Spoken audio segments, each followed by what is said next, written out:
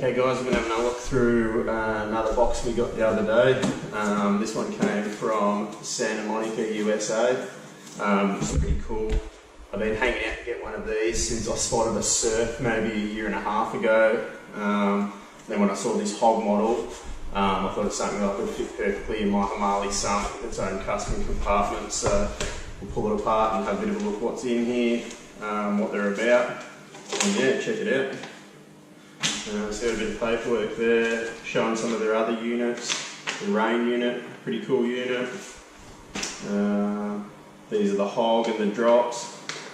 I've got a HOG myself. And then there's just a bit of the guff on it. And then get rid of some of this Christmas wrap. Have a look at the unit itself.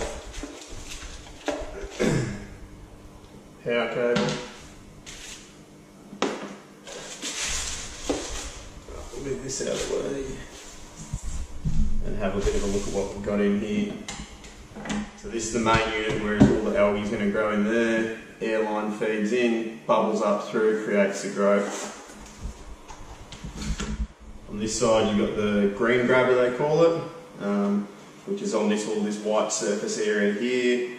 Bubbles come down, bubble up through here, back out through your top, and this is where all your algae grows on here and does the business. I've got the HOG2 model, which for that you get the 4 built-in LEDs on it. So essentially this goes on the outside of your tank. You've got no electrical hardware inside your tank or in water at all. This will be your glass on your sump, and then main unit inside the water like that.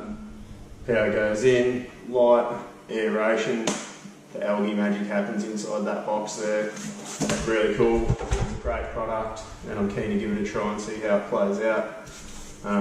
Stay tuned for some reviews on it.